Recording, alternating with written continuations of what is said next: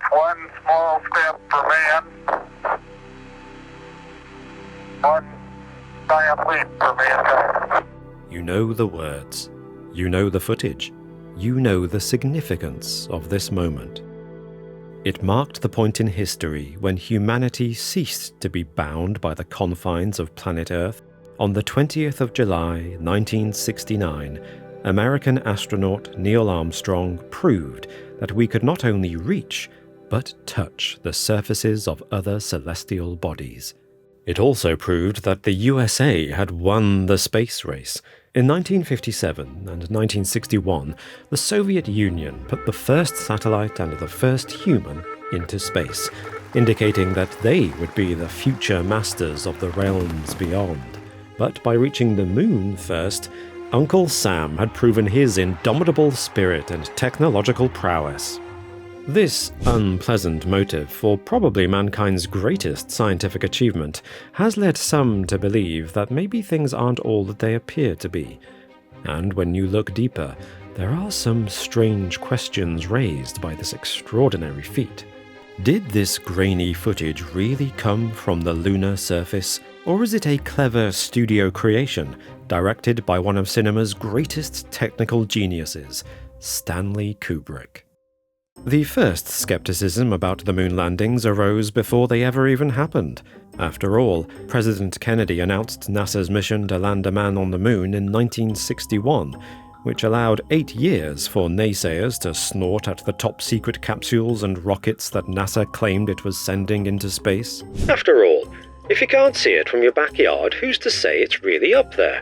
And where are all the impartial witnesses to prove that men have been into space, let alone to the moon? There's no oxygen up there, is there? How do they breathe? How do they burn fuel? There's no pressure in the vacuum of space either to stop you from exploding or imploding. No, sir, I say it's impossible.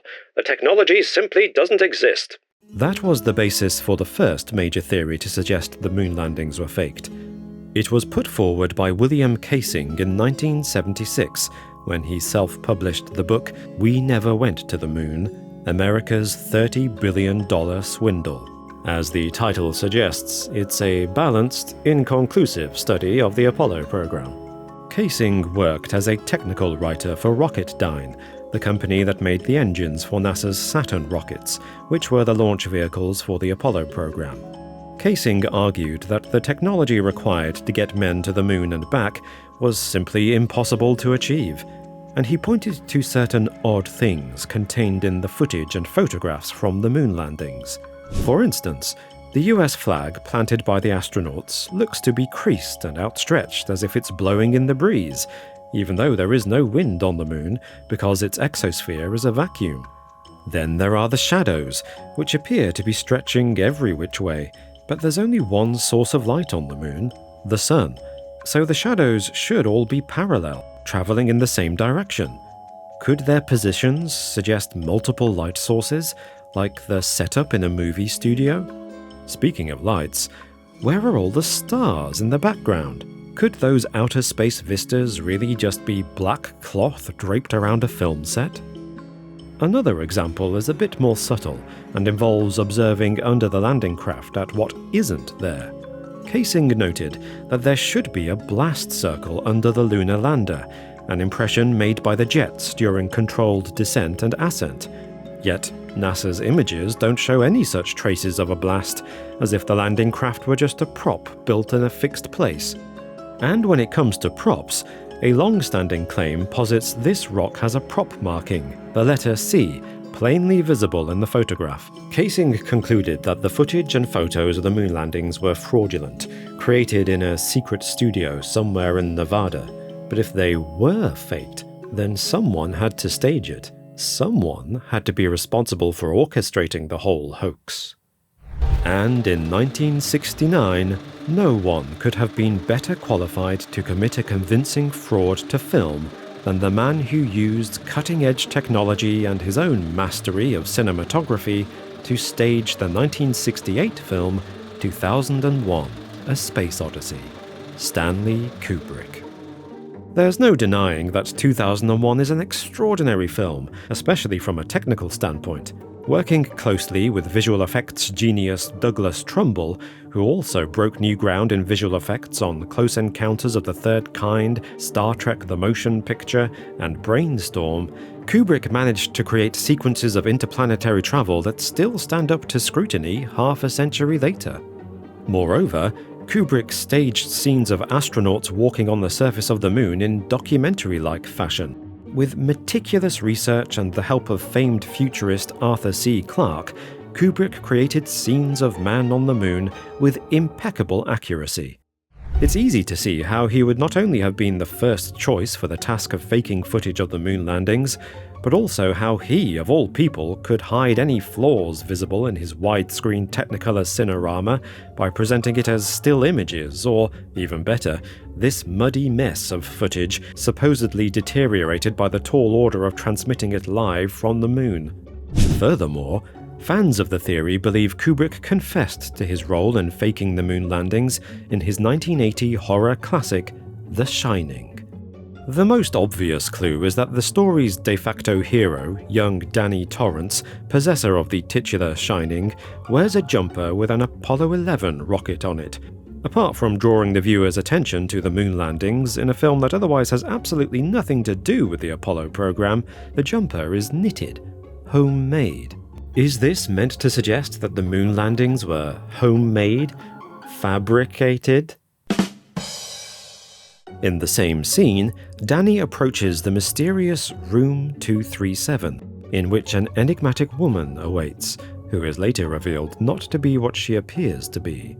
In the book by Stephen King, upon which the film is based, it's Room 217. Theorists note that 237,000 is the average distance in miles between the Moon and the Earth.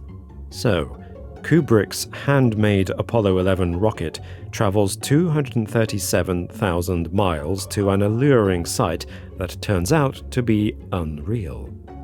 Then there are the twins that only Danny sees, ghost girls who are reminiscent of the predecessor to the Apollo program, the Gemini program. All these things are deviations from the novel by Stephen King. Stanley Kubrick deliberately put them into the film. Why? There are, however, issues with the theory that the moon landings were faked. Footage reveals that the flag on the moon is as stiff as a dead man at an orgy. That's because it was fitted with a crossbeam so that the flag would outstretch in spite of the lack of wind.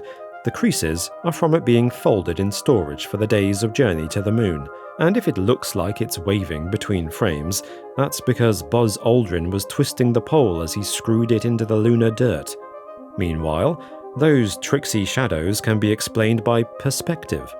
Just look closely at daylight shadows on Earth.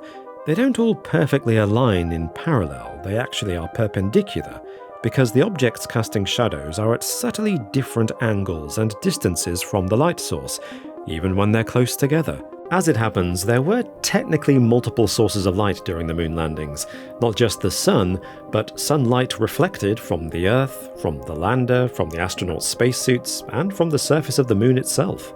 And the absence of stars is exactly what you'd expect. These images are from daytime on the moon.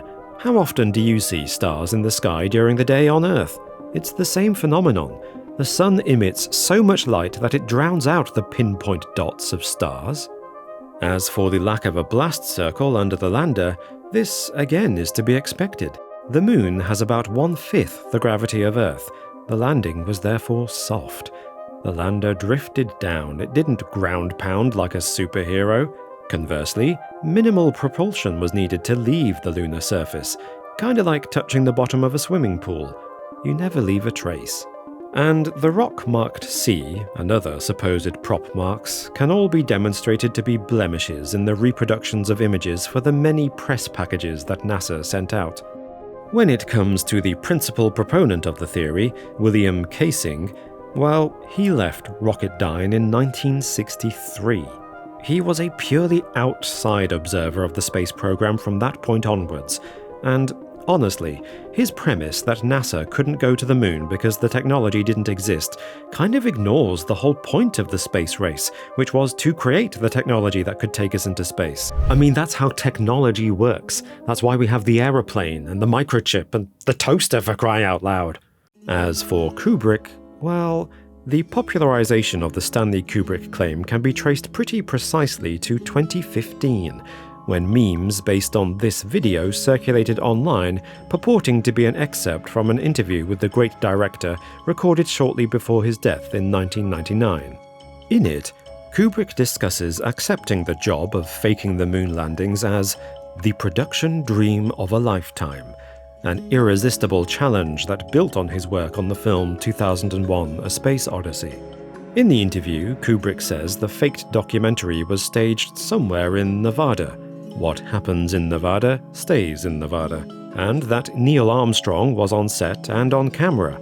Kubrick says that he wrote the famous "one small step" line himself, and that Armstrong got it wrong. Pretty compelling stuff. Except it's not real. This interview is from a mockumentary called Shooting Stanley Kubrick by director T. Patrick Murray and starring the actor Tom Make as Stanley Kubrick. It's got an IMDb page, you can look it up. In fact, if you go to T. Patrick Murray's YouTube channel, you can watch an extended 80-minute rough cut of the interview in which you can hear the interviewer off camera, presumably T. Patrick Murray, calling the actor Tom by mistake. And to be honest, it's not very convincing. The actor has a passing resemblance to Kubrick in the year he died, and he doesn't sound much like him at all. So, when Kubrick's widow, Christiane, said, "The interview is a lie. Stanley Kubrick has never been interviewed by T. Patrick Murray. The whole story is made up, fraudulent, and untrue," she was telling the verifiable truth. Also, regarding Kubrick's changes to the novel The Shining for the film, several of them are just happy coincidences. For example, a limited edition book about the film, published in 2023, reveals that the twins hadn't even been cast when Kubrick started shooting. It was his trusted assistant, Leon Vitali, who stumbled across the twins and thought they were so creepy that they'd be perfect for the film. "Come and play with us, Daddy." He was right. As for Room 237, Kubrick changed the number from the novel at the request of the manager of the Timberline Lodge, which played the Overlook Hotel in exterior shots. The manager was worried that guests wouldn't want to stay in Room 217 after the film was released, in a similar way that a lot of hotels don't have a Room 13 because guests are superstitious. So he asked Kubrick to change the number of the room in the book to either 237, 247 or 257, numbers which the hotel didn't have rooms for. Kubrick chose 237 as a neat little reference to his film Dr. Strangelove. He also included a little reference to it in his final film, Eyes Wide Shut. The room number doesn't really matter anyway. The actual average distance between the Moon and the Earth is over 238,000 miles. In fact, it's almost 239,000 miles. So either Kubrick the genius was mistaken, or... And really, to be honest, it seems unlikely that such a huge secret could be kept by all the hundreds, if not thousands of employees at NASA, let alone Stanley Kubrick's film crew who knew about it. History tells us that the more people know a secret, the less likely it will remain so, especially during the Cold War. I mean, why didn't the Soviets reveal NASA's fakery with all their spies? They've never denied the moon landings happened. If you want to believe the moon landings were faked, then fine, I can't stop you. I feel sad for you, though, that you're not willing to give credit to the many thousands of scientists across the world who contributed towards the space race and the furtherance of mankind as a result.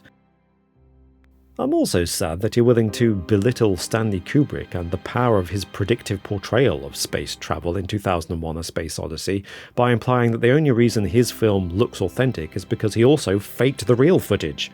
If, on the other hand, you think man did go to the moon, but only the footage is faked, well then that's another theory, and might explain why the original footage from the Apollo 11 landings is lost. But what do you think? Please tell me in the comments below, and thank you for watching this video. If you enjoyed it, then please like, share it with your friends, subscribe if you haven't already, and click the bell notification icon to keep up to date on all of our future videos, our mini documentaries, currently one a month for the foreseeable future. Thank you for all of your support, especially to our Patreon supporters whose names you can see on screen right now, and I'll see you next time. Bye bye.